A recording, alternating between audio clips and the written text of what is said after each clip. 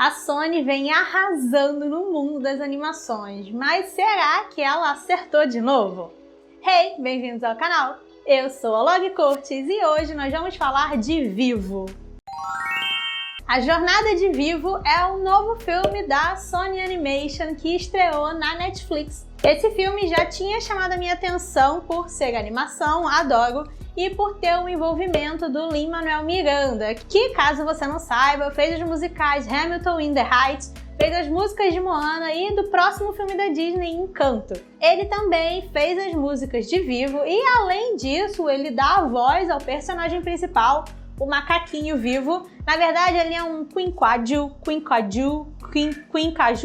não sei falar qual é a espécie, mas aquele macaquinho amarelinho do filme, a voz é do Lin-Manuel Miranda. E ele também é um dos produtores executivos do filme e a pessoa que mais falou desse filme, mais fez propaganda para Vivo, foi ele. Então, tanto que muita gente tem, chamado aí essa nova animação da Sony, da animação do Lin-Manuel Miranda, e é meio que isso mesmo. Vem comigo que eu vou te contar sem spoilers. Nesse filme, a gente vai conhecer o Vivo, esse macaquinho.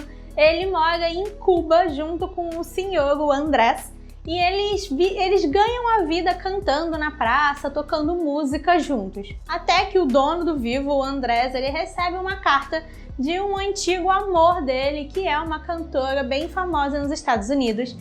E ela manda nessa carta dizendo que sente falta dele, que sente muito porque eles tenham passado todos esses anos sozinhos e que ela gostaria muito de vê-lo uma última vez no seu show que ela vai fazer para encerrar sua carreira como cantora. A gente descobre que o André sempre foi apaixonado pela Marta desde que eles se conheciam quando mais novos, mas ele nunca teve coragem, de revelar os seus sentimentos, de contar para ela o que ele realmente sentia. Mas ele colocou tudo isso numa música e ele quer ir até esse show, até os Estados Unidos, em Miami, e entregar essa música para ela. Mas claro que nada é assim tão fácil, o Andrés acaba falecendo e é o Vivo que vai tentar agora entregar essa música, entregar aí essa carta de amor à Marta. Essa é basicamente a história do filme. Ele é um filme com uma história simples, ele tem algumas ideias legais, ele consegue ao mesmo tempo ser simples demais e também meio confuso e perdido. Eu gostei do filme, não amei, não achei maravilhoso, eu achei ele bem mediano, na verdade. Não é nem bom nem ruim, tá lá, existe. Dá pra você, assistir pra passar o tempo, tem algumas coisas, alguns momentos no filme que são interessantes e são divertidos, mas tem umas outras partes ali que você fica, por que tá no filme, sabe? Poderia ter cortado, eu poderia ter feito de outra maneira. Eu não tava esperando muito desse filme, porque desde que saíram as primeiras imagens, o primeiro visual mesmo do filme, eu já achei não muito interessante, achei uma coisa muito básica, muito comum, ainda mais levando em conta aí as últimas animações que a Sony fez, como a Aranhaverso e a Família Mitchell e a Revolta das Máquinas, que não só são filmes excelentes, como trazem aí um visual muito único e uma maneira de fazer animação bem diferente e bem legal. Aqui no Vivo a gente já tem uma coisa mais comum. Eu não gostei do design dos personagens, eu não consegui, me conectar com o design deles, achei meio estranho. Principalmente da menininha aí principal, da Gabi. Essa personagem ela entra ali um pouquinho depois no filme, você descobre que ela é sobrinha neta do André, se eu não me engano, e é ela que faz nessa jornada junto com o Vivo. Eu achei todo o design e todo o estilo dela bem estranho.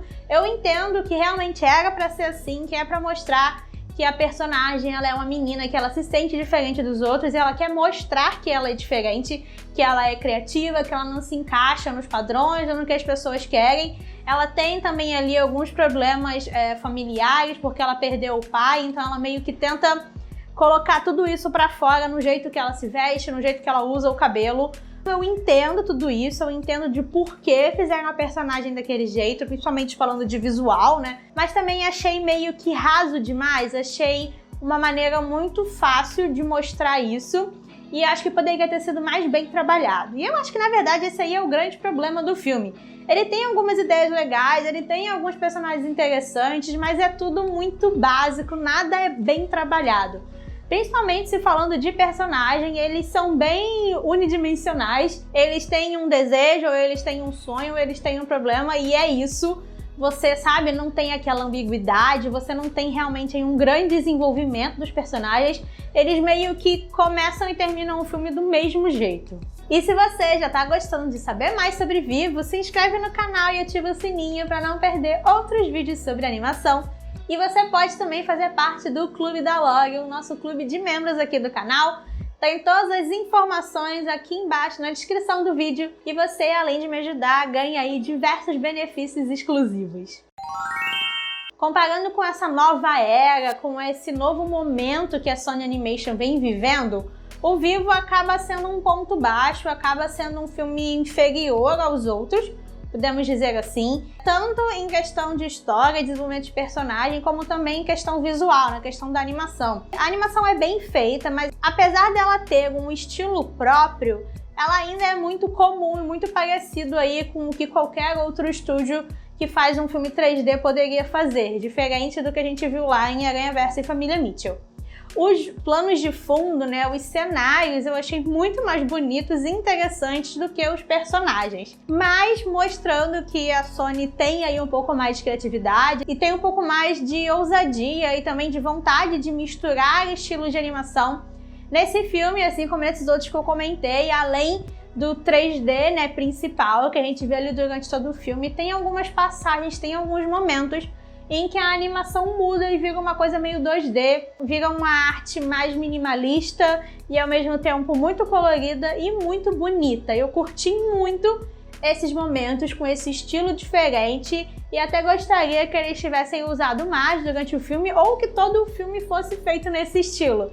Acho que traria um pouco mais de força e também deixaria o filme mais interessante. Mas os visuais de cenário são realmente bem interessantes. Eu achei legal que eles conseguem meio que criar ali mundos próprios e que você realmente se sente inserido naquele mundo. O filme começa em Ravenna, em Cuba, depois ele vai pra Flórida. A gente tem um momento ali num parque, né, que é tipo um pântano, porque Flórida, e depois ele chega em Miami. E você vê como cada um desses lugares é bem diferente um do outro, como cada um tem ali um estilo e cores próprias. Eu achei isso bem interessante e eu senti um pouco de falta de ver isso nos personagens. Apesar de que, assim, dando parabéns pra Sony ou mostrando um lado positivo aí do design de personagens deles, a gente tem bastante diversidade nos personagens, tanto de cor, tanto de raça, quanto principalmente de corpos, de tamanhos de corpos diferentes mesmo. Eu achei isso super legal. A gente tem a Marta como uma mulher gorda, a gente tem a mãe da Gabi, a Rosa. Ela tá naquele limbo entre pessoa magra e pessoa gorda, mas ela tem umas curvas muito interessantes. E vários outros personagens que a gente vê ali no fundo, vê em algumas cenas de dança. Você consegue ver que eles realmente se preocuparam em criar personagens diferentes um do outro. Não é aquela coisa tão padrão que a gente já está acostumado a ver aí em outros filmes. Então eu acho que isso é um ponto positivo na parte de design de personagem. Faltou um acabamento ou faltou alguma coisa, eu acho que para realmente deixar o estilo único como parecia que era o que eles queriam. Voltando no que eu comentei lá do início, de esse ser um filme do Lin-Manuel Miranda, e ele meio que é isso.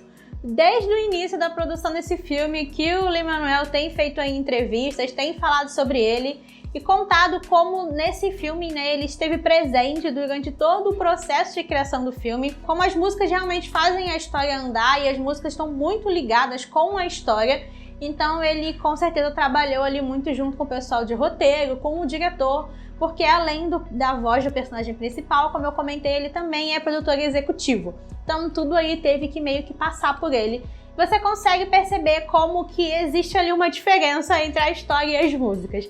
As músicas são tipo o ponto alto do filme, são as cenas e tipo os melhores momentos do filme são as músicas. Ele tem bastante música, todo momento tem ali uma música nova e você percebe, principalmente na metade do filme, quando a história fica extremamente perdida e meio confusa, você nota que ali nesse meio principalmente, personagens vão aparecendo e coisas vão acontecendo só para resultar em uma música.